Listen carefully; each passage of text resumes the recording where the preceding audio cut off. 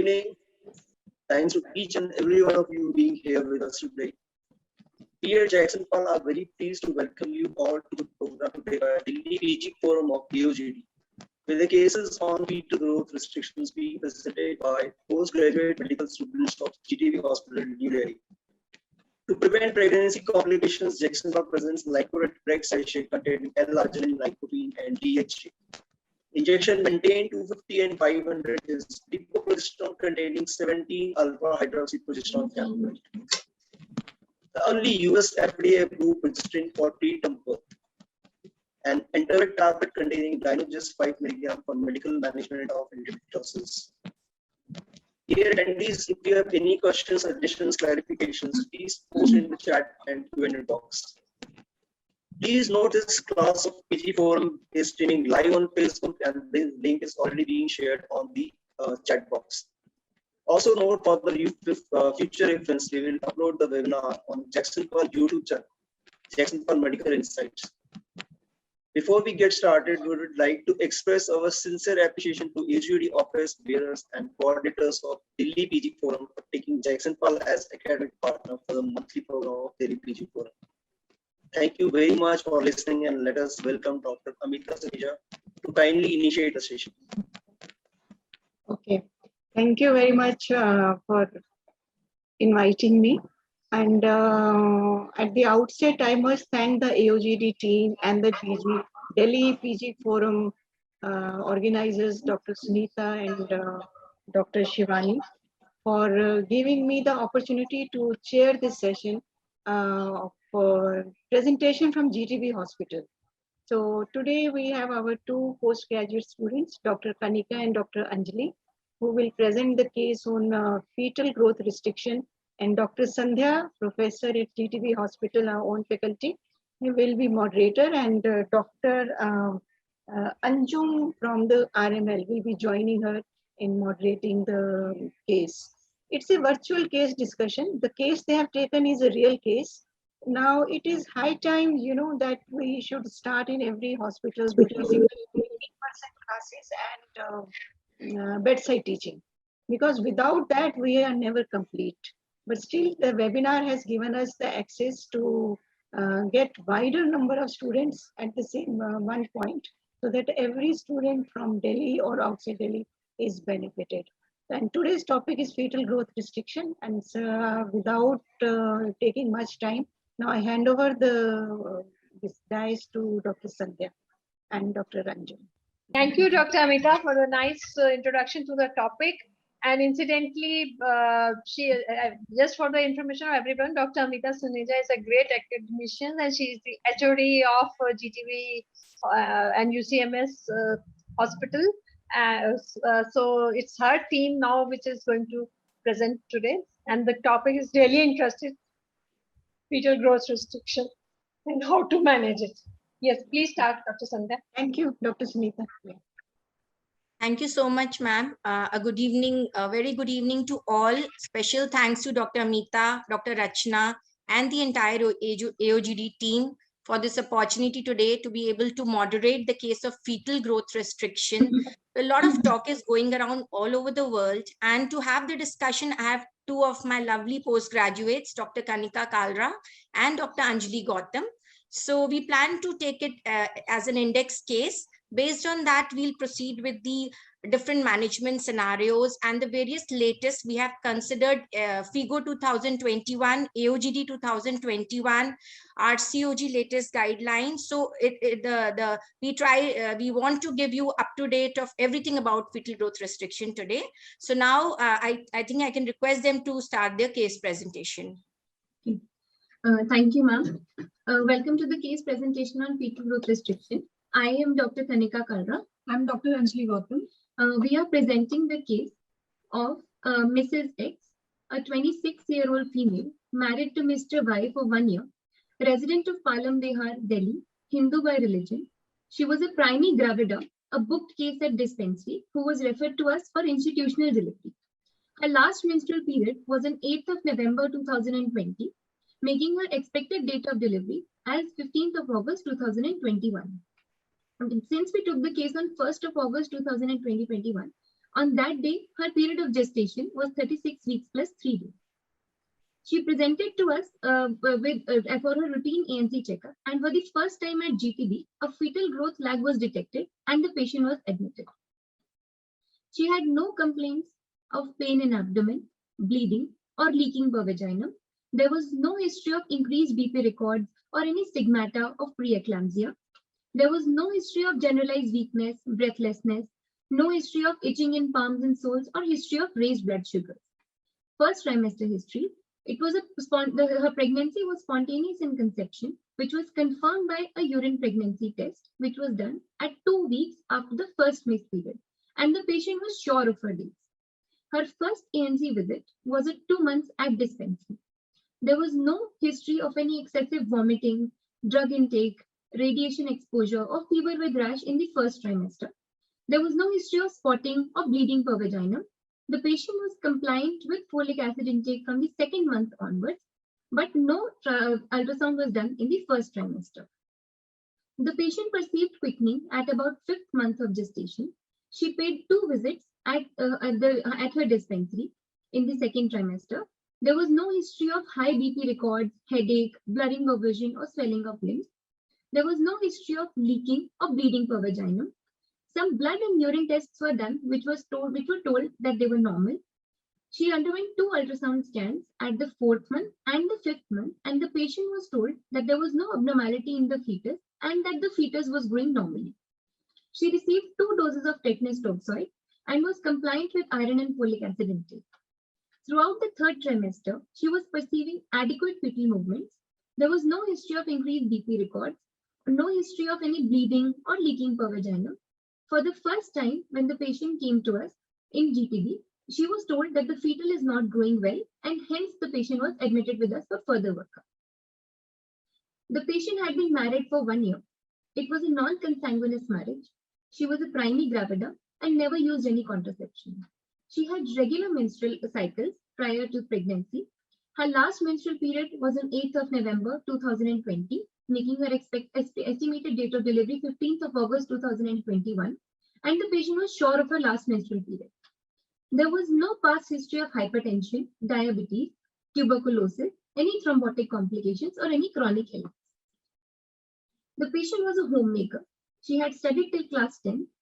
She had normal sleep pattern, bowel and bladder habits, and no history of substance abuse like alcohol, smoking, or tobacco intake. She was a vegetarian by diet, and her total calorie intake by 24-hour recall method prior to admission was about 1960 kilocalories, making it around 15% deficient, and her protein intake was 38 grams per day, about 25% deficient. There was no family history of tuberculosis, diabetes, hypertension, any twinning in the family, or genetic disorders or congenital malformations. She belonged to upper lower socioeconomic status by modified Kuppuswamy scale CPI index 2020. Now I would like to hand over the examination part to Dr. Anjali. Patient was of normal build. She was conscious, oriented to time, place, and person, and sitting comfortably. Her vitals were stable. She was afebrile to touch. Her pulse was 70 beats per minute in right radial artery, regular, good volume. Her blood pressure was 124/76 mmillimeters of mercury in right arm in sitting position. Her height was 157 centimeters and her weight was 58 kgs at the day of examination. Her pre-pregnancy weight was 50 kgs according to the patient, making her BMI according to pre-pregnancy weight 20.2 kg per meter square. There was no pallor, icterus, or fetal edema. There was no thyromegaly, and bilateral breasts showed normal changes of pregnancy. In her respiratory system examination, respiration was of thoracoabdominal type, rate was 14 per minute, and bilateral air entry was normal. In cardiovascular system examination, both the heart sounds were normal and there was no added sound.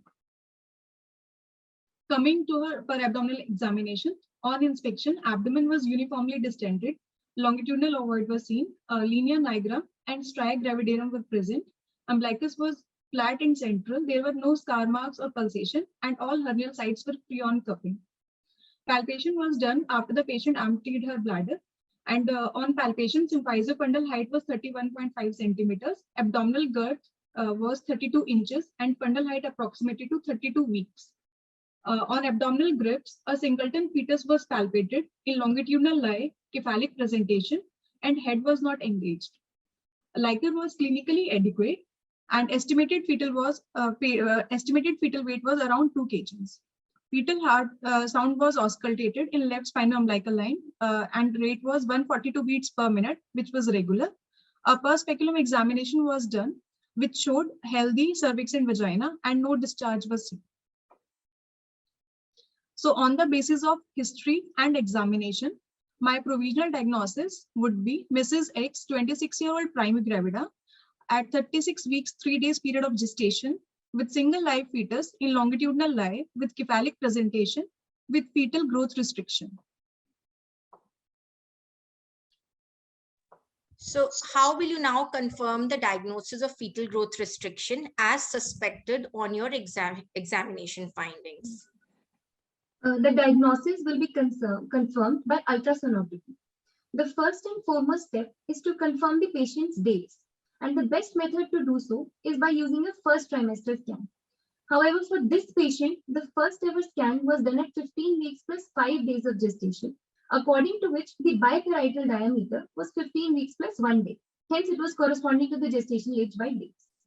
FGR was first detected in a scan done at 33 weeks plus 4 days, where the abdominal circumference showed parameters of 28 weeks plus 6 days. However, this finding was missed. For the first time, this diagnosis was established when the patient came to us at GTB, where a scan was done at 36 weeks plus 1 day, where the parameters were about 32 weeks, making a discrepancy of about 4 weeks. Also, the estimated fetal weight on that scan was 2 kg. So if we plot them on appropriate centile charts for the abdominal circumference for the biometric measures as well as the estimated fetal weight, it was found that the parameters were less than 10 centile for the gestational age of 36 weeks plus 1 day. Also, other important findings to note here are that a level 2 scan was done, which showed no evidence of gross congenital anomalies. The LycoRed was adequate throughout, and the placenta was anterior, not low-lying. Okay. So any other investigation on ultrasound? Yes, ma'am. Ma'am, since the diagnosis of FGR was made on the basis of the biometric parameters, in the same sitting, a Doppler was also performed for the patient. In the umbilical artery Doppler, both the SD ratio, that's systolic diastolic ratio, and the pulsatility index were below the 95th centile for that gestational age, making it a normal umbilical artery Doppler. At the same time, the middle cerebral artery also showed the systolic diastolic ratio and pulsatility index was above the 5th centile, that is about 30th and 20th centile respectively, which is also taken as normal. Also, a cerebroplacental ratio, which is the ratio of the pulsatility index of the MCA Doppler divided by the umbilical artery pulsatility index, was 1.75. And since the normal value for cerebroplacental ratio is more than 1, so for this patient, we can conclude that the Doppler was normal. So okay. on the Okay, so here you would like to say that on ultrasound, you detected evidence of fetal growth restriction and you plotted some centiles and then you had a Doppler, which was grossly normal, right? Yes, yes. But I have a query in my mind, Kanika. We all these years centiles, I mean, I have hardly used centiles in my clinical examination, and now we have suddenly started talking a lot about centiles. So what is it and how have you done it? Yes, ma'am.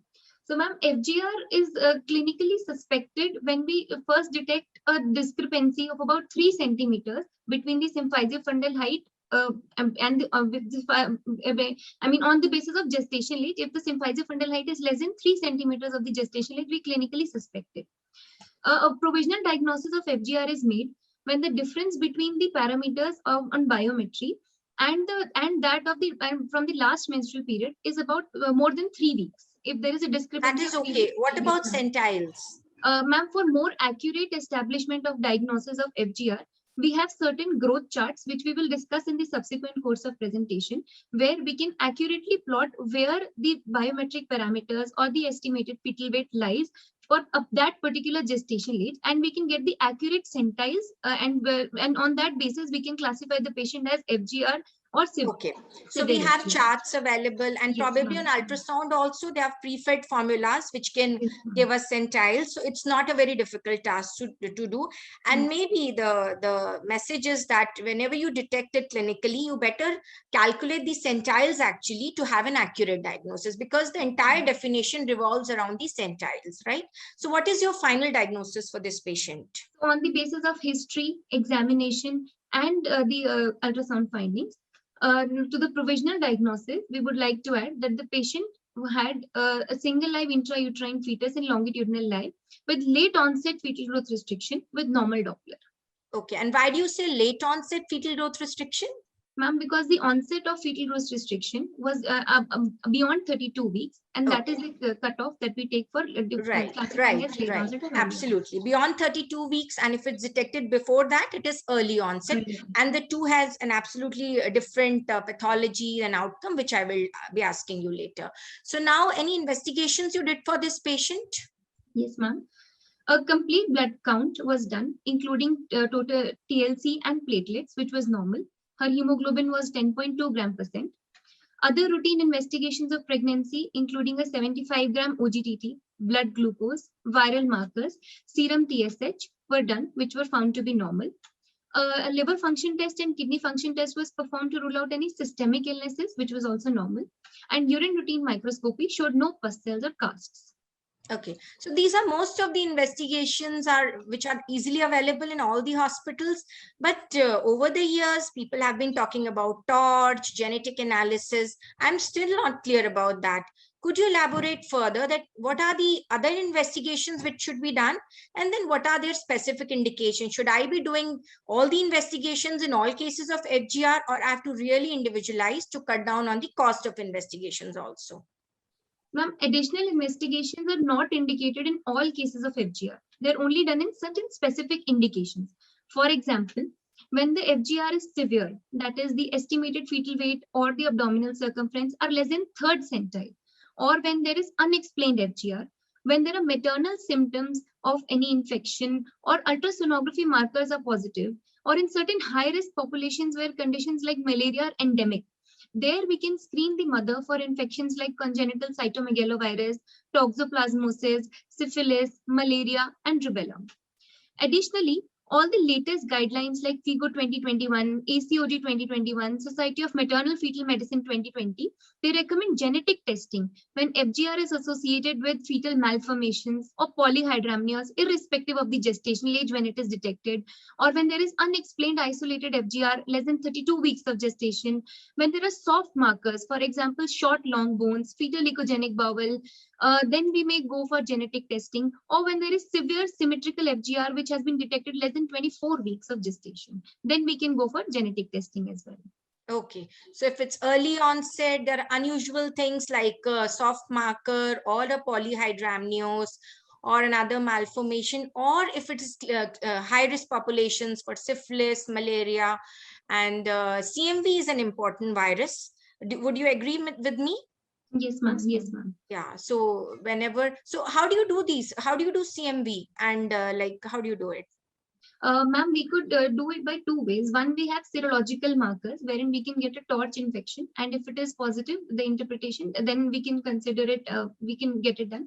The other method to do is to do an amniocentesis and do a PCR from the amniotic fluid. So that can also test for the infection. Okay, so probably for your patient, it was not required because it was late onset and a very typical case of fetal growth restriction. Yes. Right. So if you encounter atypical findings, then probably yes. So then how did you manage your patient? What was your plan on what ultimately happened? I just want to know that. The patient was planned for surveillance with weekly non-stress test and biophysical profile, 1 to 2 weekly umbilical artery and MCA Doppler, and 2 to 3 weekly biometry. And termination was planned at 38 to 39 weeks of 38 to 39 weeks of gestation as FGR with normal Doppler studies as per the latest recommendations from the latest guidelines, provided the Doppler remained normal throughout. However, at 37 weeks of gestation, the patient started complaining of persistent decreased fetal movements, for which induction of labor with Cerviprime gel was planned. Labor was monitored using continuous intrapartum fetal monitoring, and the patient underwent a normal vaginal delivery of a 2.2 kg healthy baby boy, which was shifted to the mother side after delivery. Okay, so finally you had a good outcome. That's congratulations to you for that. But I have one or two things in my mind. So when you had decreased fetal movement, did you do an NST or BPS at that time to take your decision? Yes, ma'am. Ma'am, when we did, the patient started complaining of decreased fetal movements. We did a biophysical profile, which showed absent fetal movements. Also, an NST was reactive throughout, but since the patient kept persistently complained of decreased fetal movements, a plan for termination was made in view of deranged biophysical profile. Okay, fine. And a few more queries about umbilical and MCA also, but I think I'll be asking it from you and digging out from you in subsequent slides. So from here, I think we can move on. And now, as taking your case as an index case, very well managed, and you have talked about that in FGR isolated without Doppler changes, we can take it now to 38 and 39 weeks is really news to me and to the audience as well, because after 37 weeks, we really get alerted. We now take our audience starting from the basics of the latest definitions and how changes have occurred. Okay, so now let's start with the definition, current definition, and the classification, because classification also has a bearing on the clinical outcome. So one of you can take it up, the class definition. Ma'am, fetal growth restriction is defined as a pathological condition where fetus could not achieve its genetic growth potential as per the race and gender of the fetus to its given gestation age. Fetal growth restriction is suspected when there is disparity between symphysis-fundal height and gestation age or fundal height and gestation age, but it is diagnosed when the estimated fetal weight or abdominal circumference or either of the two is less than 10th percentile for a population or customized standards. Also, important thing to note here is the growth restricted fetus may or may not manifest evidence of fetal compromise, such as abnormal Doppler studies and reduced LycoRed volume. Right. So the decision is absolutely based on estimated fetal weight or an AC less than 10 centile. Doppler changes are not mandatory to diagnose. Reduced LycoRed is not mandatory. This is what we want to convey by all the general, though there are so many guidelines, but we have been talking about ACOG, RCOG, and Society of Fetal Medicine and all. Most of them say as 10 centile. And when we say severe, it is less than 3rd centile. So Doppler is not an important diagnostic criteria. So, Dr. Sandhya, I would like to ask one thing from the please. students, Kanika and Anjali. Yes, So Kanika, in your slide where you have diagnosed this patient as an FGR, you have labeled her as an FGR, you have showed us that the Doppler findings were normal. Yes, ma'am. So it would have been better if you tell us what were the AC in the centiles and the estimated fetal weight in the centiles. Yes, ma'am. Ma'am, the estimated fetal weight, which was plotted on the Integro 2021 charts, it showed it was lying between the 10th, it was less than the 10th centile, but was greater than the 3rd centile. And since we have seen that the definition according to estimated fetal weight is FGR less than 10th centile, so this patient was a clear-cut case of FGR on that basis. Also, the abdominal circumference was also plotted on similar Integro 21 charts for abdominal circumference. And similarly, the values were found to be lying between the 10th centile and the 3rd centile, making it a clear-cut case of FGR. Yeah, Dr. Anjum, I've made them plotted, and it is there subsequently when we'll be talking about charts.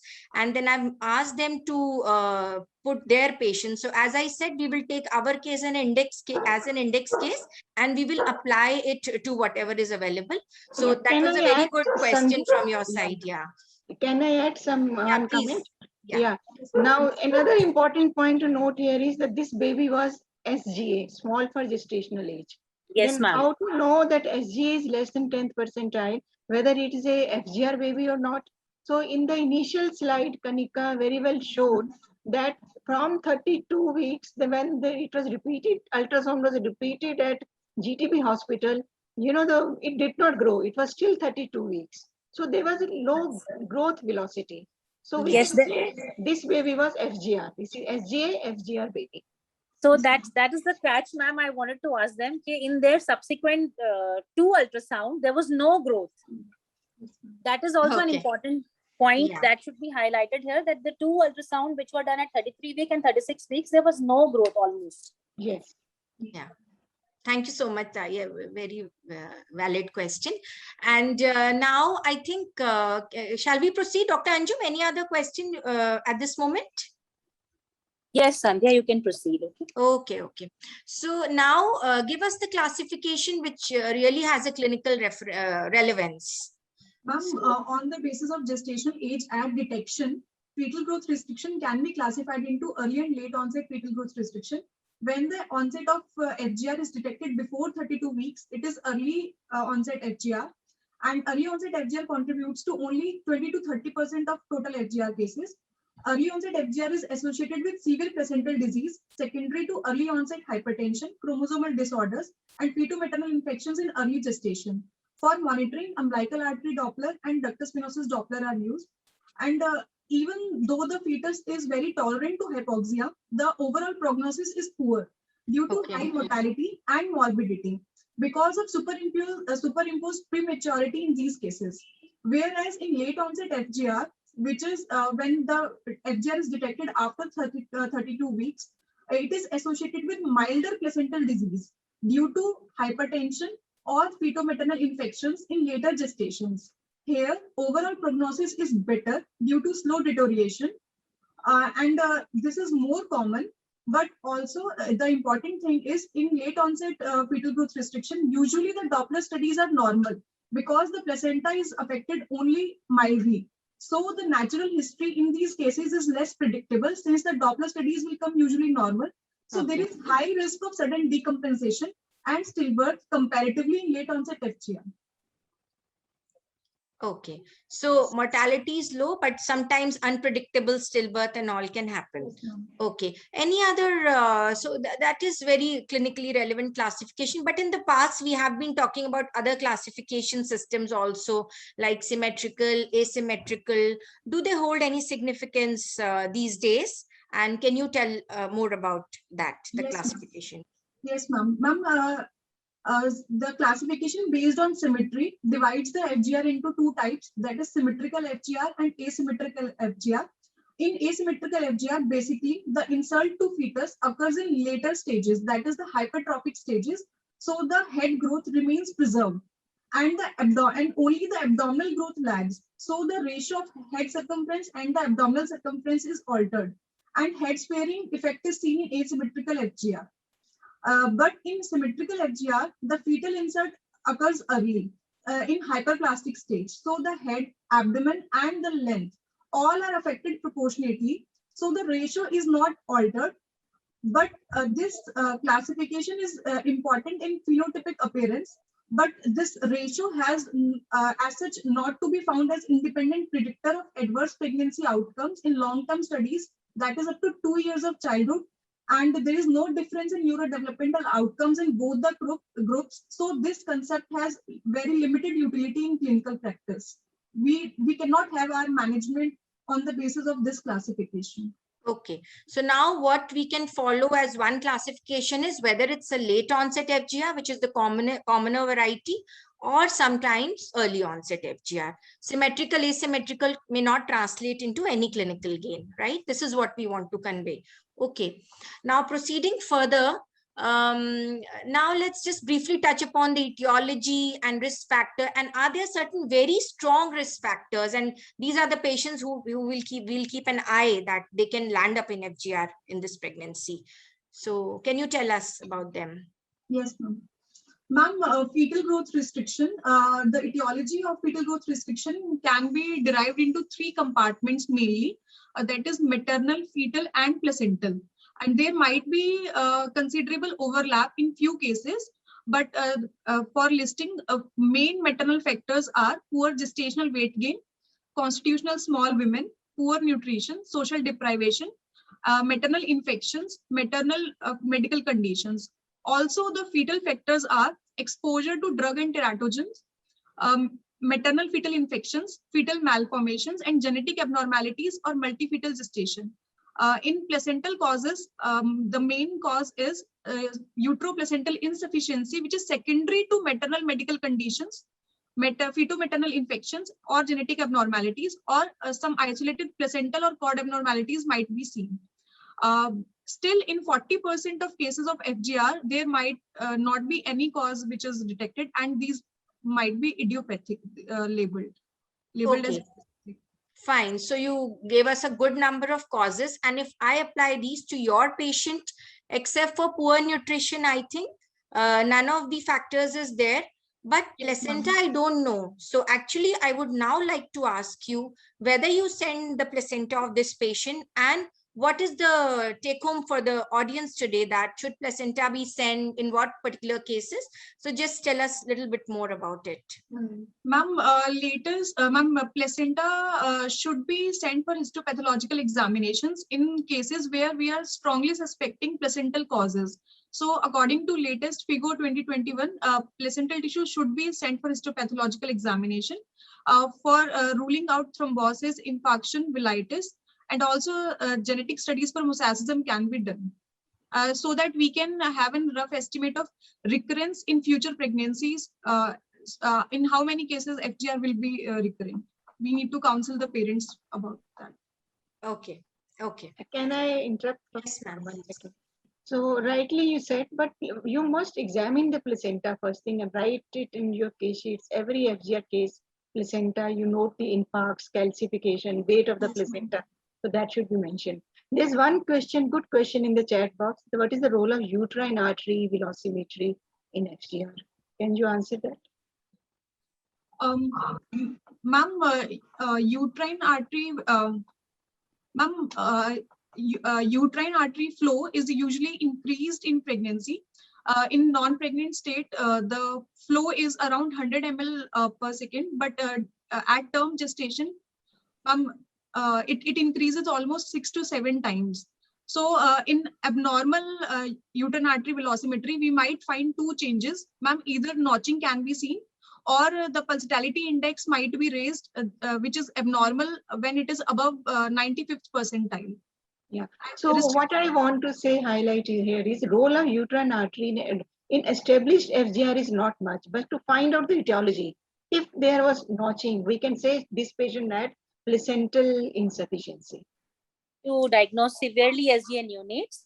Yeah. And if we find notching in uterine artery Doppler at around 20 to 24 weeks, then these patients should be carefully serially monitored in the subsequent ultrasound and Doppler studies from 26 to 28 week onwards. So I think we will be showing some Doppler findings subsequently, and actually it has a main role in screening for high-risk pregnancies, but ultimate Doppler parameter is umbilical artery Doppler, not even MCA. It is the umbilical artery Doppler which affects our decision making in FGR. So that is one important take home also. We'll be talking further. So coming back to the risk factors, now RCOG has classified them into major, minor. What is the significance, and can you just enlist those risk factors? Yes, ma'am. RCOG has given a list of risk factors divided into major and minor risk factors. There are 18 major risk factors and there are 10 minor risk factors. If at assessment at 20 weeks gestation, if the female has 3 or more minor risk factors, she is advised to have a uterine artery Doppler. And if the patient has 1 or more major risk factors, she should have umbilical artery Doppler starting from 26 weeks straight away without need of a uterine artery Doppler. Okay, so this is the whole list, and one has to be watchful. But then there's certain factors which are very highly associated. So I want to know them from you. And the fold, how much fold is the risk increase? Yes, ma'am. Ma'am, there are certain risk factors which have a more stronger association with the FGR, and which include previous stillbirth, APLA, diabetes with vascular disease, especially renal disease, poor maternal weight gain, previous history of FGR, and preeclampsia.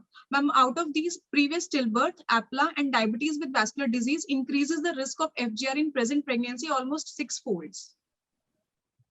Okay, okay. So these are the factors. If they are there, then we have to be very, very vigilant. Okay.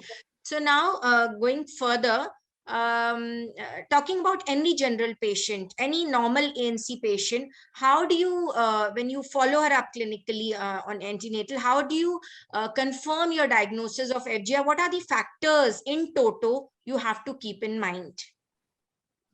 Ma'am, the first and foremost step in establishing a diagnosis of FGR is to confirm the dating. If the patient is sure of her last menstrual period, then the dating can be done from the last menstrual period. Another method is by ultrasonography. For this, the first trimester scan is the most reliable to confirm. It takes into account the crown lump length, and a discrepancy of 5 to 7 days, depending on the period of gestation, warrants redating. Likewise, in the second trimester, the biparietal diameter is preferred, and a discrepancy of 7 to 14 days, depending upon the gestational age, supports redating. The third trimester scan is the least preferred for dating, and for this, the femoral length is used. And if there is a discrepancy of 21 days, we should consider the redating. Okay. And then there is no substitute to a good clinical examination for the diagnosis of FGR. Symphysiofundal height is the first screening method in suspecting FGR. So it corresponds to the period of gestation between 18 to 30 weeks of gestation. And if the symphysiofundal height is less than 3 centimeters of the gestation age, then FGR is suspected clinically. Kanika, can I just interrupt you here? Symphysiofundal height is again very subjective. Yes. The two obstetrician may find it differently, and a difference of 3 centimeters to. So again, anything is available anywhere in the world where they have, tried to be more specific, more objective. Yes. Yeah. So can you just tell? To increase the sensitivity and the reliability, otherwise symphysiofundal height has a very less sensitivity in picking up FGR. It is around 40%.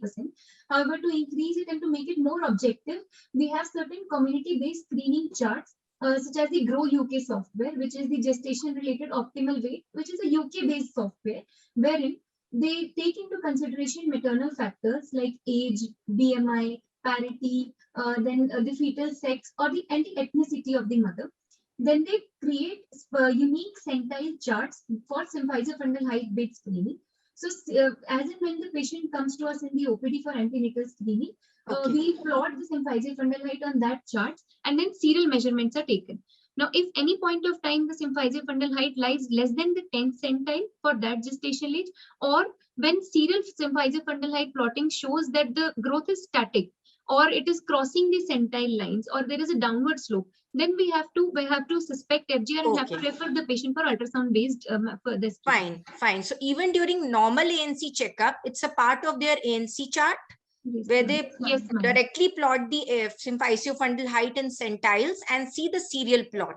Yes, so it's a part of their routine check to pick up FGR early, and then they confirm it subsequently with ultrasound. That's right. Yes. So now you can proceed tactile. What about tactile estimation? And yes. Ma'am, another method is a very subjective method, which is abdominal palpation. However, it has significant predictive errors, needs expertise, and is less accurate when we are dealing with obese mothers, or when we're dealing with malpresentations, hydramnios, or when the head is engaged, when there are fundal fibroids, where the palpation may be difficult. Yeah. Then to make it more objective, there are certain clinical formula that we may use in clinical practice. However, the sensitivity and the accuracy is not very valid. 2 examples are Johnson's formula and Dare's formula. This is the slide of Johnson's formula. So it is, according to this, the estimated fetal weight is given by the fundal height in centimeters minus n into 155, where n is taken, the value is taken depending on where the vertex is with respect to the ischial spine. So if it is at the ischial spine, n is taken as 12. If it is below the ischial spine, it is taken as 11, and 13 if it is above. But if this formula has a very low accuracy and is only valid for vertex presentation. So for your patient, how much did it come? Ma'am, for our patient, it was around 2.9 kgs if we applied this formula, but then the accuracy is less, so that is why we so we cannot apply it in, because our patient, it was coming 2.9 kg. So I think by no means we can apply this formula to our population. Probably they are American or that standard. So let us stick to our normal clinical palpation as of now, and do not try to apply these Johnson and fancy formulas. So, okay. And then tell us the role of ultrasound. Ultrasound is the key thing in FGR. So just tell us more about it. So ultrasound biometry is the best method to confirm the diagnosis as it depicts the actual growth line. Measurements of the abdominal circumference or estimated fetal weight less than 10 centile are considered as significant. The important thing to note here is that the minimum frequency of scans should be 3 weeks. Or else, if we do them more frequently, then the risk of false positive detection of small for gestation age or FGR is very high. So at 3 weeks, the risk of false positivity is only 3 to 7%, which is acceptable. So that is why we should do the scans only minimum 3 weeks gap should be there between 2 serial scans. Okay. Now, just what all parameters do you look for, and just briefly take us through how we do it. Okay. Ma'am, the most sensitive parameter and the single best parameter is the abdominal circumference, which has a sensitivity of 98% in picking up FGR. Now, this is the most frequently affected parameter as the soft tissue dominates in this dimension. Other parameters like biparietal diameter, head circumference, femorence may also be used. Another commonly used parameter is estimated fetal weight, which is also included in the definition of FGR. It has a lesser sensitivity than abdominal circumference, about 85%, but has a very high negative predictive value, that is 99%. Okay. Also, the discordance between the sonographic parameters and the actual weight has been seen to be about only 20%. So it is a very good and reliable method for detecting FGR. Okay. Now just quickly take us through all the biometric parameters. So firstly, the biparietal diameter. It is measured in the transverse section of the head, where we can visualize the two thalami and the cavum septum pellucidum. Important to note is that the cerebellar hemispheres should not be visible in this scanning plane. Also, the dimensions are taken from the outer cortex to the inner cortex. Then the head circumference is also taken in the same plane, and the mesh caliper placement is around the calvarial wall and should not include the scalp thickness. Okay. Then third parameter, which is the most important, is abdominal circumference, which is measured in a symmetrical transverse plane, where we can visualize the following structures, that is the vertebrae, then a gas shadow, which is generally the fundus, a confluence of umbilical vein and the portal sinus, and the fetal heart and kidneys should not be visible in the plane where we are taking the dimensions of abdominal circumference. Another parameter is femoral length, which is the measurement of the diaphysis is only taken, and the epiphyses are excluded from the measurements of the femoral length. Okay, and femoral nicely corresponds to the period of gestation because it's a bony thing. It is not much affected, right? So now some ultrasounds estimated formula. So on the basis of these biometric parameters, there are pre-fed formulae in the ultrasonographic machine. So they use certain formulae like the Hadlock formula, Shepard, Campbell, Warsaw, Combs, etc. There are many formulae. The most commonly used is the Hadlock formula, which is a logarithmic based formula, which uses the femoral length, the abdominal circumference, and the head circumference. This is the most accurate and has very high correlation with the actual weight, and it is recommended by the ACOG 2021 as well as the Society of Maternal and Fetal Medicine for calculation of the estimated fetal weight. So are there population specific available like we do in our hospital? So ma'am, for these pre-fed logarithmic formulas, we are using the Hadlock formula, which is the most commonly used and is endorsed by most societies, and is the most reliable and validated. Okay. Okay. So now let us go to the interpretation of ultrasound findings in actual clinical practice. Okay. So just elaborate on that. FGR can be provisionally diagnosed if there is a discrepancy of 3 weeks between the parameters and biometry and from the gestation age calculated by either the last menstrual period or from the first scan. Then for more accurate centile calculation, we have variety of clinical charts these days. So they may be universal charts such as the Integro 21 or WHO charts. They may be race-specific charts like the NICHD charts, which have specific charts for Asian population, African population, etc. Then there are customized growth percentile charts like we discussed the Grow UK software previously. And then the latest thing here is the individualized growth assessment approach, which we will discuss subsequently. Okay, so which of these would you choose and you plot it for your patient? Ma'am, we have used the Integro 21 charts for our patient here. However, FIGO 2021 recommends that the local regional, the one which are regional charts should be the most preferred. If they are not available, or if like for our country, we do not have standardized charts, so we can use the universal charts, but we will take a lesser cutoff. So for example, if in intergrowth charts, we have 10th percentile as the cutoff point for FGR. So for low and middle income countries, it recommends that we use a lesser cutoff like the 3rd or the 5th centile for calculation of and the estimation of FGR.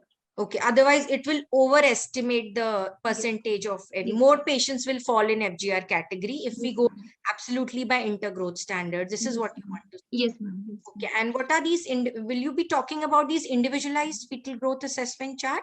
Yes, okay. ma'am. So let's just take everyone through those charts which we have been talking about and centile calculation. And please tell us how is the software, what all you feed and just plotting. Yes, so ma'am, this is an example of WHO biometric centile calculator, which is based on data from 10 countries, including India. So in various studies, it was seen that these charts are at par with the Hadlock charts, which are the most validated. So in these boxes, we will enter the measurements of biometry, and then a separate graph is plotted for each entity and gives us the exact centile where it lies. Do you recommend that in our hospital, in our ultrasound machine, we should have the software for centile, easy centile calculation? Yes, ma'am. The Hadlock charts are the most validated, and after that, the WHO charts have been recently introduced, and they have been seen to be almost at par with the Hadlock charts. So they can be used for accurate centile and for better detection of FGR. Yeah, but Hadlock doesn't give us centile, no? Ma'am, Hadlock, ma'am, it also gives centiles, but ma'am, it is, yes, ma'am. But that's based on US based population. By WHO is more representative of the. Okay, so maybe is this an open software? Can we feed the data and we can do it? Yes, ma'am. These are available by openly, and we can. The only thing is that here the measurements are taken in millimeters and not by gestational age, as we conventionally. So if we have the measurements in millimeter and we have these parameters, so we can easily get the centile on this WHO chart, which has an open access, right? So, okay. Then these are the intergrowth 21 charts which we have used for our patient here. These are based on data which are pulled from 8 countries, again including India as one of the countries. And for our patient, the value is plotted here as a star. It lies below the 10th centile, but is above the 3rd centile, so making it mild FGR. Then compared to WHO, it underestimates the small for gestational age, and hence WHO is recommended to be preferred over the intergrowth 2021 charts. So can I ask you, why didn't you plot the WHO chart here instead of intergrowth if WHO corresponds better? Yes, ma'am. Ma'am, we also plotted it on WHO charts, but according to that, there was a discrepancy that our estimated fetal weight was lying less than the 3rd centile, which was exactly at 22.5th centile. So that goes well with the fact that we should use lesser cutoffs when we are using the intergrowth charts. So, ma'am, the intergrowth charts, it underestimates small for gestational age. So that is why we generally prefer WHO charts. Okay, and you didn't have values in millimeter, did you? No, ma'am, we didn't have the values in millimeters. So that was one reason, I think. Yes, ma'am. Yes, ma'am. That was also. Acha. What about these Indian, one Indian chart is available? Yes, ma'am. Ma'am, this is just one example of a chart which was given by Acharya et al. In 2009. Although FIGO 2021 recommends use of local regional charts, but these are not standardized for Indian population, are still in experimental phases. Right. So better not use the isolated Indian chart as of now. Okay. So now let us come. The audience also had a question about uterine artery, role of uterine artery Doppler and other screening tools for early detection of FGR. Let us go through them. So what do you think? What do you want to say about this? Ma'am, fetal growth restriction can be screened in early gestation by the use of symphysiofundal height. Ma'am, intergrowth 21 has also given charts for serial plotting of symphysiofundal height that can be utilized in our setting. And if we want to customize them according to maternal factors, then there is this Grow UK software. And we do not have open access to this software, so we can use intergrowth 21 charts for the same. If we need to utilize symphysiofundal height for screening. Okay, so Okay. And Intergrow chart has open access? Yes, ma'am. Okay. So, okay. And then tell us about uterine artery Doppler now. Ma'am, uterine artery Doppler is a screening tool for all the high-risk pregnancies in second trimester. But this is not recommended as a screening tool in low-risk population because it has a very low sensitivity of just 18%.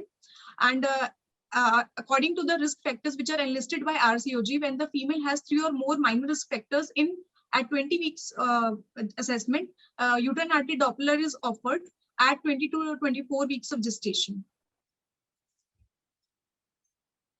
Ma'am, the lower diagram shows normal uterine artery Doppler waveform in non-pregnant state, where the diastolic flow is not established, and in pregnancy, as in upper diagram, the diastolic waveform is well established in uterine artery Doppler after 16 to 20 weeks of gestation due to decreased placental impedance.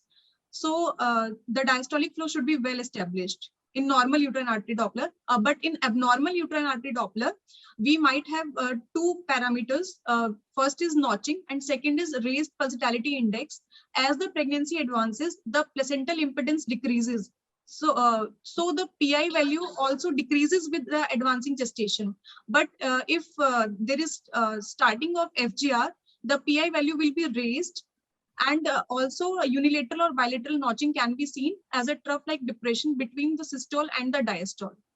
Okay. And between the two, ma'am, raised pulsatility index is more sensitive between these two. But then one needs to know that they vary with gestational age, and yes, simply you can't say this value and this is abnormal. You have to have in front of you the gestational age specific cutoff before any kind of interpretation. Yes, right? And it has to be normal is less than 95th centile. Yes, ma'am. The raised value should be taken as more than 95th of percentile for given gestation. Okay, that is how these cutoffs are accordingly. Okay, so now just briefly tell us how to screen in high risk groups. Yes, ma'am. Ma'am, if the female... Can I? Yes, ma'am. There is one question again in the chat box, that what are the biochemical markers do you have for screening of the FGR?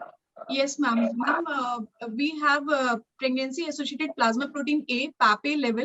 If it is less than 0.4 multiples of median, it is a major risk factor according to RCOG. And so the patient will have umbilical artery Doppler from 26 to 28 weeks along with the serial assessment of fetal size. Other biochemical parameters such as beta HCG, they do not have a clear association with FGR. Even SFLT, so no clear okay. So Anjali, do you recommend, I mean, PAP-A should be done in all antenatal women to screen as a risk factor? No, ma'am. Routines use is not justified, ma'am. Yeah, but in universal screening for Downs and all, we do get in first trimester done. If depending on the protocol of the hospital probably, and if it is there is no role of uterine artery Doppler, we directly jump to serial umbilical artery Doppler if even one major risk factor is present. So that list has to be remembered. If one is not able to remember, then get it pasted in your antenatal clinic so that you know which are the patients who need good screening, and then their screening will be directly by umbilical artery Doppler. And yes, if there are 3 or more risk factors, then probably with uterine artery Doppler. Yes, Anjali? Yes, ma'am. And women who are unsuitable for monitoring of growth by symphysiofundal height, such as if they are having large fibroid or if they're obese, such as BMI is more than 35, we cannot depend on symphysiofundal height. So we need umbilical artery Doppler from 26 to 28 weeks and serial assessment of fetal size also. Okay, okay. Okay, now so let us go into Doppler deeply and just what comes out of it. So just tell us the role of Doppler in the evaluation of FGR. Yes, ma'am. Ma'am, Doppler remains the important mainstay for the evaluation of FGR, and for Doppler evaluation, we use 3 indices mainly. First is systolic diastolic ratio, second is pulsatility index, and third is resistance index. And ma'am, there are different types of Doppler. First is uterine artery Doppler, which we have discussed. Second is umbilical artery Doppler, which is the gold standard. Third is middle cerebral artery Doppler. And remaining Dopplers are ductus venosus and aortic isthmus Doppler. Okay. Ma'am, umbilical artery Doppler is the most important one among all of the Dopplers. So it reflects placental function. So it is most important when the placental cause is suspected. And we can have values for umbilical artery Doppler at 4 sampling sites. That is, we can either obtain the indices at intra-abdominal portion of umbilical cord, or at the fetal end, or at the free loop of umbilical cord, or at the placental end. In evaluation of fetal growth restriction, free loop is more preferred, but also the fixed sites such as fetal end, placental end are more reliable. Okay, so which one will you choose? Give a clear message. Ma'am, ISUOG recommends free loop for umbilical artery Doppler in FGR. Okay. So, okay, just tell us a little more about how the flow is reduced and what changes occur. Yes, ma'am. Ma'am, as the fetal growth restriction advances, there are progressive changes in Doppler waveform of umbilical artery. The first diagram is showing normal waveform of umbilical artery Doppler. That is a positive systolic and diastolic waveform with normal PI values. But as the placental dysfunction sets in, and around when the placenta, 30 to 50% of placenta is affected, we will have taller waveforms. So the systolic by diastolic ratio will increase, and also the pulsatility index will increase more than 95th percentile. Then we will say it is abnormal. And when the placental dysfunction increases to around 50 to 70%, the dysfunction is so much that the diastolic flow becomes absent, as shown here. And when the placental dysfunction reaches to around 70 to 90%, there is so much resistance that the diastolic flow enters into the reversal stage, which is known as reversed end diastolic flow. Okay, so absent and reversal are really ominous sign. Already yes, 70 to 90% of the circulation is gone. Yes. Okay. So when reversal sets in, the baby is receiving very less blood flow. You know, in the diastolic phase, the blood is not actually going forward; it is coming back. Yes, ma'am. That is called as reversal. Yeah. Okay. Now charts again. Yes, ma'am. Ma'am, apart from the biometry charts, Intergrowth 21 has also given charts for systolic diastolic ratio in umbilical artery Doppler. So for our patient at 36 weeks of gestation and at SD ratio of 2.2, the percentile lied way below 95th percentile. So it is normal. If it would have been more than 95th percentile, it would have been abnormal umbilical artery Doppler. Ma'am, similarly, there are Intergrowth 21 charts for pulsatility index also. And for our patient at 36 weeks of gestation and pulsatility index of 0.89, the percentile was way below 95th percentile. So it was a normal umbilical Doppler. And if it would have been more than 95th percentile, it would have been abnormal umbilical artery Doppler. Okay, so one thing, umbilical artery SD and pulsatility index will vary according to the gestational age. Yes, ma'am. So we need to plot these on charts for every gestation age and for given value. Yeah, that is important. हम generally ये कहते हैं, अरे SD3 से ज़्यादा हो गया, and we suddenly become very alert about it. So we cannot interpret like this. We have to be more objective. We have to have the age specific, gestational age specific cutoffs. We should be able to plot it into centiles before we can do any kind of proper interpretation. So that is one of the take homes. So now let's come to another middle cerebral artery Doppler. Ma'am, middle cerebral artery Doppler is offered after 32 weeks of gestation. And as the fetal growth restriction advances, there is more hypoxia to the essential organs. So for as physiological mechanism, redistribution occurs to more vital organs, which leads to cerebral vasodilatation. As a result, brain sparing effect is seen. So there will be more diastolic flow in middle cerebral artery Doppler in fetuses with FGR. Okay. Ma'am, middle cerebral artery is located in sylvian fissure, and for estimation of middle cerebral artery indices, we need to have axial section of brain, which includes thalamus and sphenoid bone wings near the base of skull. Also, the indices should be taken near its origin to internal carotid artery, as when we go farther, the systolic velocity is decreased. So we need to be near its origin. Okay. Ma'am, this is a normal middle cerebral artery Doppler waveform showing systolic and diastolic ratios, where the SD ratio and PI values are more than 5th centile. So normal or abnormal? Ma'am, this is normal. More than 5th centile is normal. Yes, Okay. ma'am. So, ma'am, middle cerebral artery Doppler is taken as abnormal when either of the two criteria suffice. That is, either the pulsatility index is less than 5th centile or the cerebroplacental ratio is less than 5th centile. Ma'am, as the pregnancy advances, the PI pulsatility index values decrease as with the increasing gestation. But when there is fetal growth restriction, the pulsatility index values decrease so much that they lie below the 5th centile. So these are taken as abnormal.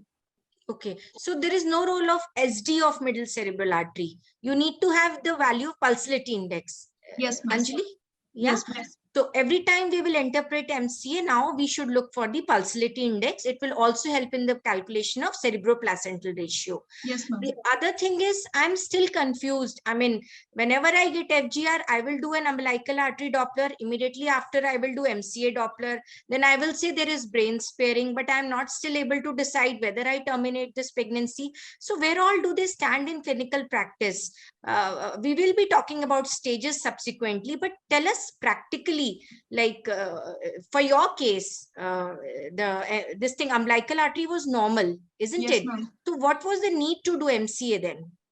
Ma'am, clinically, ma'am, even if the umbilical artery Doppler is normal, then even the fetus can have an abnormal MCA Doppler, because even before there are abnormal Doppler parameters in umbilical artery, there might redistribution of cerebral blood flow might have occurred even earlier. So to detect that, we need to have MCA Doppler even if the umbilical artery Doppler is normal. But tell me, Anjali, your management is still based on umbilical artery Doppler. If the flow is normal, are you planning to terminate her based just on brain sparing effect? Then what is the role of MCA? Ma'am, we can estimate the risk of adverse events. Do it correlates? I mean, what I read of latest, MCA may not have a direct role in fetal acidosis. Or Kanika, do you want to say something? Yes, ma'am. Ma'am, the ACOD 2021 and the Society of Maternal and Fetal Medicine do not endorse the MCA Doppler or the use of cerebroplacental ratio for taking decisions. However, the old RCOG guidelines, the 2014 guidelines, they say that the decision for termination may be taken on MCA. However, they have specified that if the MCA is deranged, that is, it is less than the 5th centile value, we have to be more on guard and we have to increase the frequency of surgery. Exactly. So a role of MCA is how frequently now we want to monitor this pregnancy. If there's brain sparing, the monitoring will be more frequent. Otherwise, the decision again, it comes back to umbilical only. That is what we want to just tell the audience today. And again, there are cutoffs of pulsatility index. They have to be consulted before we make any kind of decision.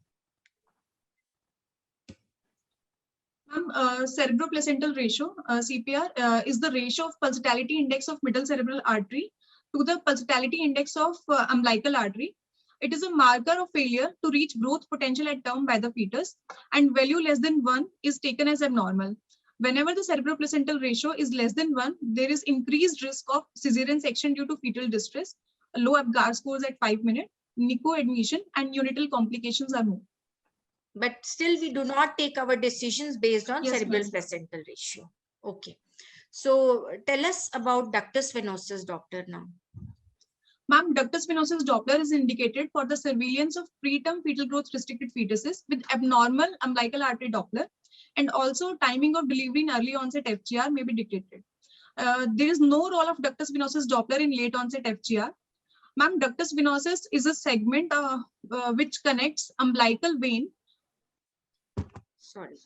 Ma'am, ductus venosus is a segment which connects umbilical vein to the inferior vena cava and it carries oxygenated blood, which is derived from placenta, and it shunts it away from the liver circulation towards the heart through the right atrium and then through the foramen ovale to the left atrium for systemic circulation. Okay. Ma'am, it is a triphasic pattern. It has 3 waves, S wave, D wave, and A wave. The A wave is most sensitive among the 3. And with progressive fetal growth restriction, the amplitude of A wave decrease. And with advanced fetal growth restriction, even the reversal of A wave can be seen as depicted in the last picture. Okay. And ma'am, in scan, ductus venosus is identified where there is confluence between umbilical vein and the inferior vena cava.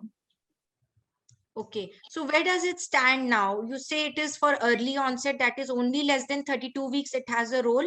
But again, can you take your decisions based on ductus venosus? What does ACOG 2021 says? Ma'am, if in early onset fetal growth restriction, we encounter absent end diastolic flow or reversal end diastolic flow with normal ductus venosus Doppler, we may continue the pregnancy till 32 and 34 weeks respectively. But if at any point of time there is reversal of A wave in ductus venosus Doppler, we need to terminate the pregnancy as soon as possible. Okay.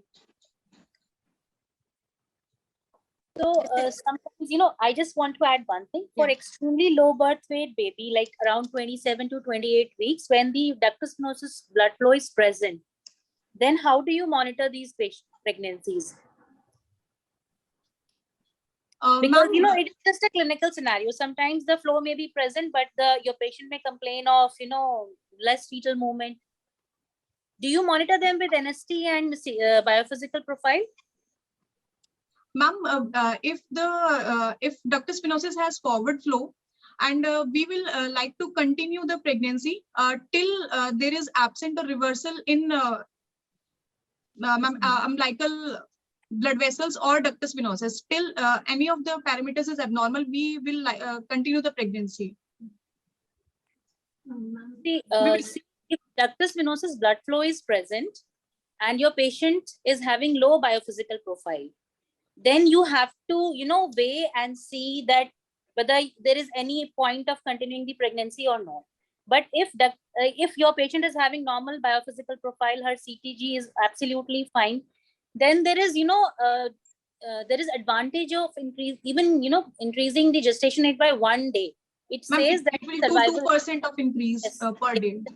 Per day. So you have to weigh clinically also that whether your CTG and your biophysical profile, whether the patient is perceiving DFMC or not. If anytime you feel that in any of these 2 parameters there is compromise, then you may think of terminating the pregnancy even when there is ductus venosus blood flow also present. Fully agree. Don't forget the basic monitoring techniques, BPP and includes NST, amniotic fluid volume, and the perceivement of fetal movements. So everything have a holistic approach. Of course, the Doppler is the key to everything for timing of delivery. We have been talking about the definitions, and there is also a very popular Delphi consensus. Till now, we have all agreed that Doppler is not the in the part of diagnosis, is just the less than 10 centile AC or estimated weight. But then there was this consensus, and let's just briefly go through it, what it is and what is the significance. Ma'am, the Delphi consensus guidelines were given in 2016. The main purpose was to avoid the overdiagnosis of constitutionally small fetuses who may have normal Doppler but may be labeled as FGR, and underdiagnosis of FGR in fetuses but the criteria is that in the absence of congenital anomalies. So according to this, the early onset FGR is diagnosed when either there is severe FGR, that is the abdominal circumference or estimated fetal weight is less than the 3rd centile, or there are signs of severe uteroplacental insufficiency as manifested by the umbilical artery absent or reversal of end diastolic flow, or when there is non-severe FGR with either the uterine artery changes or umbilical artery changes, that is increased the pulsatility index to more than 95th percentile. Likewise, late onset FGR is also diagnosed when either beyond 32 weeks we have parameters which are severely deranged, that is less than third centile, or more than 2 of the following 3 are positive, that is the abdominal circumference or estimated fetal weight less than 10 centile, or when we plot them serially on growth centile charts, then that we see that it is a downward slope or it is static growth, or that the cerebroplacental ratio is less than 5th centile, or the umbilical artery is more than 95th percentile. Basically, if there are Doppler, it endorses that we should diagnose a small first gestational age as FGR only when there are accompanying Doppler changes or it is severe FGR. Okay, Kanika. So these were the some consensus guideline, but tell us in our India, and can we apply Delphi definition? I mean, so much of Doppler, so much of serial monitoring, even one scan may be difficultly possible in remote areas. So where does it, for our situation, can we follow Delphi? Ma'am, yeah, please. Ma'am, this problem has been addressed very clearly specified in FIGO 2021 guidelines, which say that although Delphi consensus guidelines should be the the norm while diagnosing FGR, however, in low resource countries like India, Doppler is not necessary for diagnosis of FGR. So if we have parameters less than 10 centile with or without amniotic fluid changes or Doppler changes, we will still consider it as FGR. Okay, okay, fine. So now based on Doppler, tell us also this, there was a Barcelona staging for FGR, and it's good to just go through it and how serial Doppler changes occur. So just tell us a little bit more about it. Ma'am, the Barcelona, the Medicine Fetal Barcelona, the Society of Maternal and Fetal Medicine of Barcelona has very beautifully described the stages of deterioration in FGR. So Doppler deterioration in FGR, it shows a certain pattern, especially in early onset FGR. So initially, the increased resistance in the uteroplacental flow is manifested in the uterine arteries, and which forms the basis for screening. Then gradually, as increased impedance sets in the fetoplacental blood flow, then it is manifested in derangement of the umbilical artery flow, and thus the cerebroplacental ratio is also affected. Then chronic hypoxia, which leads to brain sparing. It leads to changes in the middle cerebral artery and the aortic isthmus changes.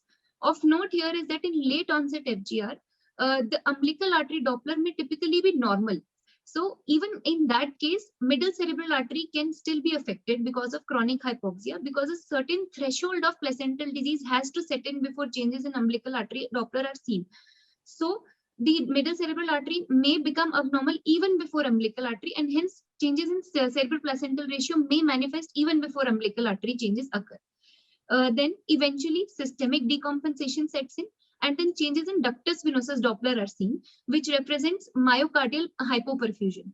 And the important thing here is that the CTE changes are seen in later stages of deterioration, and they represent serious fetal injury. So if they are abnormal, we have to take a decision of termination of pregnancy. Yeah, so as Dr. Anjum has asked, this absolutely, if there is a CTG or NST abnormality, you have to take a decision right there. Yeah, can I add, Kanika? Yes. Like in this last slide, Sandhya? Yes, ma'am. Previous slide. This, I think this applies to early onset IUGR, because Yes. this baby has enough time to undergo the systemic adaptation. Yes. Late onset IUGR, FGR, you did mention, that is less tolerant. We do not have time for this all adaptation. They undergo hypoxia only till this level. And that's why it's very important to detect late onset. The early, though the mortality is more, it's more severe, but it is more tolerant to hypoxia. And there's enough time for systemic alteration to occur. On the basis of this pathogenesis of Doppler deterioration, the Society of Barcelona has also given stage-based management of FGR on this basis. So if there is mild placental insufficiency or there is isolated severe FGR, as in stage 1, we do weekly monitoring with NST, biophysical profile, Doppler, and then we can terminate the patient at 37 weeks. Where there is severe placental insufficiency as manifested by umbilical artery absent and diastolic flow, we will do monitoring bi-weekly, twice a week, and termination at 34 weeks. In stage 3, where the reversal of end-diastolic flow has set in, or the ductus venosus still shows forward flow, there is no reversal or absent, but the pulsatility index is more than 95th percentile, we have to repeat NST, biophysical profile, and Doppler every 1 to 2 days and termination at 30 weeks. And in stage 4, where the ductus venosus shows reversal of flow, or there are changes in CTG changes are seen, then we have to be even more vigilant and have to do twice daily monitoring and termination as soon as the patient, the baby achieves viability, which is different in different countries. So since there, they have taken 26 weeks. Also, in all these stages, in stage 2, 3, 4, we will do prefer cesarean section as the primary mode of delivery, while in stage 1, we can do induction of labor depending on the bishop's school. Okay. Any role of LycoRed in the decision for termination? Ma'am, LycoRed is a part of biophysical profile, wherein the single deepest vertical pocket less than 2 centimeter is suggest, or oligohydramnios as AFI less than 5 centimeters is associated with increased risk of adverse events. So if that is present, it is a sign of uteroplacental insufficiency. And if that is present, we have to take a decision to terminate between 34 to 37 weeks in accordance with the Doppler changes and other parameters and biophysical profile. Okay, so CTG and BP biophysical profile changes come very late, and we have to take decision immediately. LycoRed can be an independent deciding factor for at what gestation we terminate. And now I think we have covered most of the theory. We can now take up some scenarios which will be kind of slightly different from our index case. So I think Dr. Anjum, you can just take these different scenarios. Yes, thank you so much, Dr. Sandhya. So Kanika and Anjali, your first case scenario is that in your patient, the Doppler parameter was normal. But if you had the umbilical artery Doppler SD ratio more than 95th centile, or the pulsatility index more than 95th centiles, how would your management have differed? Yes, ma'am. So, ma'am, going back to our case, the patient was at 36 weeks plus 3 days with FGR, and now the patient has abnormal umbilical artery Doppler, but there is still a forward flow in the umbilical artery Doppler. So, in this case, we will now increase the surveillance of the monitoring, the increased frequency of surveillance. The umbilical artery and MCA Doppler would now be done 1 to 2 times per week. Biophysical and NST likewise will be done 1 to 2 times per week, and growth scan would be done every 2 weeks. The decision to terminate will now not be at 38 to 39 weeks, it will be at 37 weeks now. And if at any point of time we detect absence or reversal in end diastolic flow in the umbilical artery, we have to take the decision for termination there. Yes, very rightly said, students. And now your second clinical scenario is this patient of yours had a late onset IUGR. Suppose if she would have had presented to you at 28 weeks, how would your management will have differed for this patient? Ma'am, if this patient had presented earlier, that is at 28 weeks, the diagnosis of early onset FGR would have been made, and we would have done surveillance according to the early onset FGR. We will like to continue her pregnancy at least till the period of viability, and as much as possible. So because even with passing each day, the risk, there is 2% increase. The prognosis improves by 2% per day. So we will do the surveillance, which will include NST and biophysical profile 1 to 2 times per week, biometry every 2 to 3 weeks, and Doppler every 1 to 2 weeks. MCA Doppler will be done only after 32 weeks. And if all of this surveillance remains normal, we will terminate the pregnancy at 38 to 39 weeks similarly. But if the umbilical artery or middle cerebral artery Doppler is abnormal, or if there are any signs of placental insufficiency, such as the fetal growth restriction becomes severe, that is abdominal circumference or estimated fetal weight becomes less than 3rd centile, or if there is onset of preeclampsia, or if there is onset of oligohydramnios, we will continue the surveillance, and now we will terminate the pregnancy at 34 to 37 weeks. We will not take the pregnancy beyond 37 weeks. But if there is absent or reversal of end diastolic flow in umbilical artery, we will increase the frequency of surveillance such that we will do NST and biophysical profile 1 to 2 times a day, and we will do a daily Doppler, and we will consider the termination of pregnancy at 32 weeks in case of reversal of end diastolic flow, and at 34 weeks in case of absent end diastolic flow, till the ductus venosus Doppler remains normal. And if the ductus venosus Doppler also becomes abnormal and a reversal of A wave is seen, we will consider the termination of pregnancy as soon as the period of viability is achieved. And delivery will also be considered in cases more than 34 weeks if there is static growth over 3 weeks, and if the pregnancy is if delivery is indicated in less than 32 weeks of gestation, neuroprotection will be given with magnesium sulfate, and steroid cover should be given up to 34 weeks of gestation. And for cases such as absent end diastolic flow and reversal of end diastolic flow, only cesarean section is done. Yes, very rightly said. Some guidelines, they say that magnesium sulfate should be given till 32 weeks. Some says that it can be considered from 30 to 34 weeks. Till 34 weeks also. Like RCOG says that it can be considered till 34 weeks also. Yeah, and it has to be given within 6 hours of delivery. Yes, at least before. Yeah. Any other investigation? She's 28 weeks with early onset FGR. I understand from your answers that there is no difference in Doppler monitoring between early onset and late onset, except for ductus venosus before 30 till 32 weeks and MC after that. Otherwise, umbilical artery protocol remains the same, whether it's early or late. But any other investigations at 28 weeks would you like to do? Since it is unexplained and early onset FGR, ma'am, we can get genetic studies done, ma'am.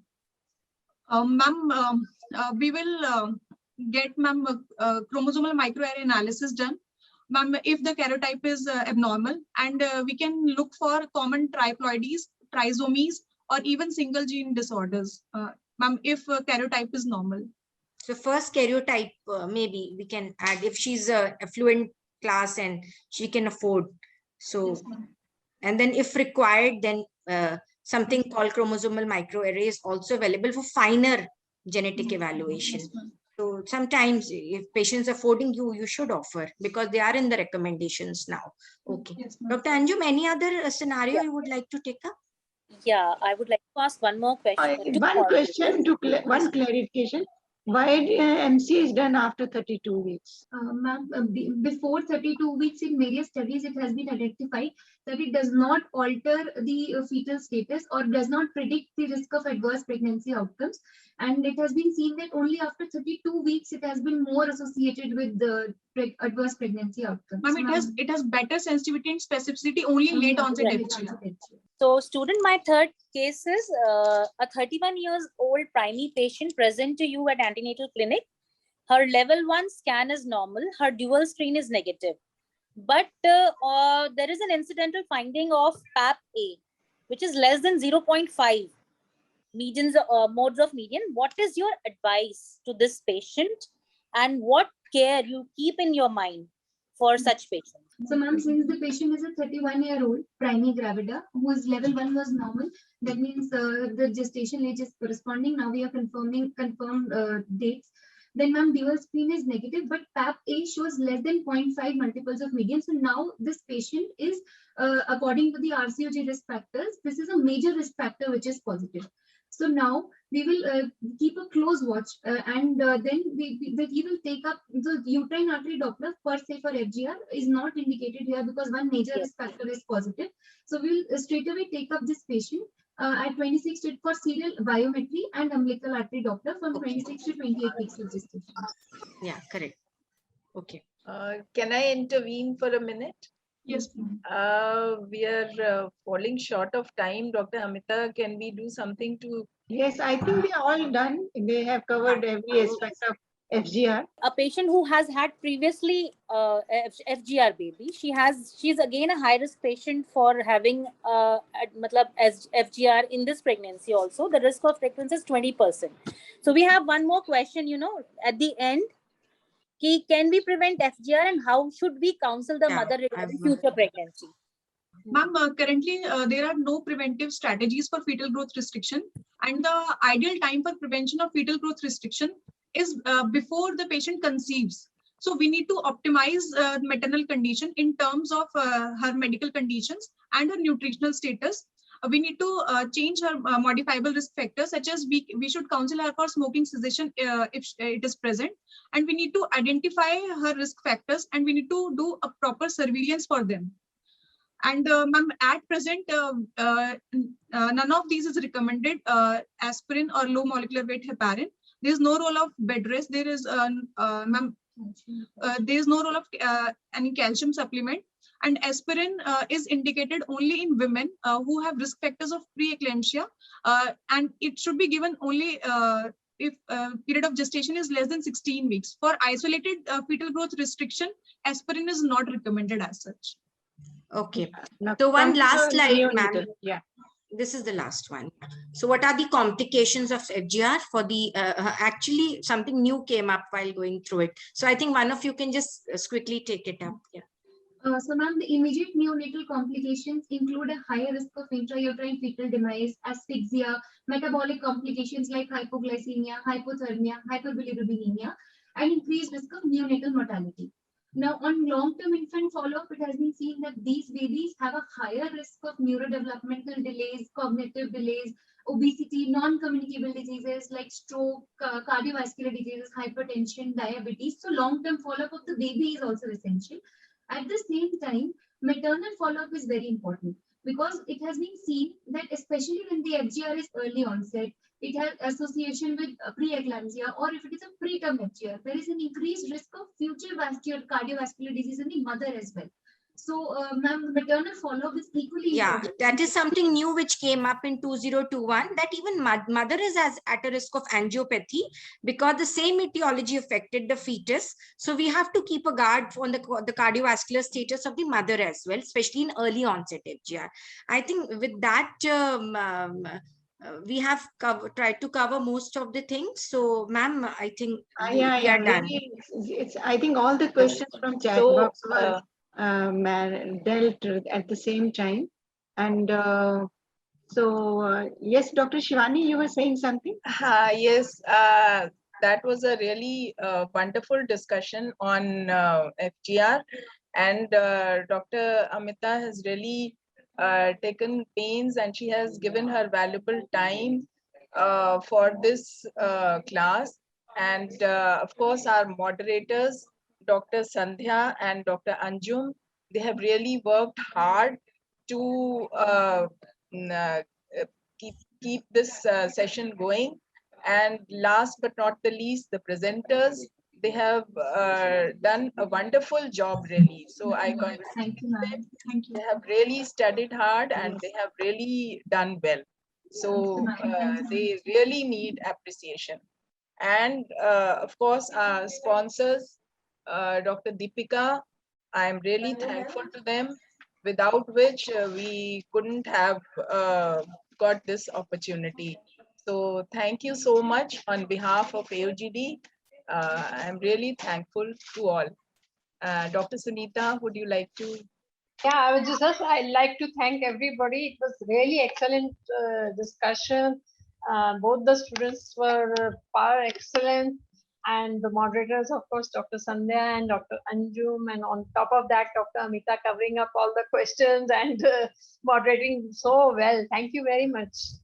Thank you. It was great opportunity. Thank you, Sandhya and Anjum. Thank you, ma'am. Thank you. Very good job. Very good. And thanks to Rachna also. She's a coordinator. And yeah, I was missing her actually, ma'am. Ma'am, we take this opportunity and thank everybody from Jagsonpal side.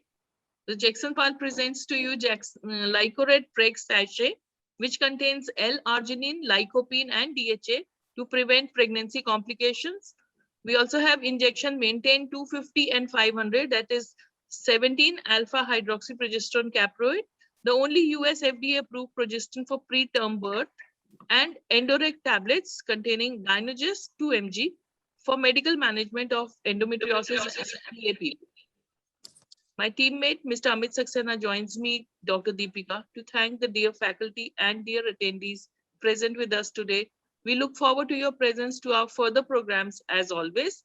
Tomorrow we present another elaborate CME for the young masters by IAGE Bengal chapter. This is also specially for the PG medical students, module 2, which is on TLH. So do join us and thank you very much.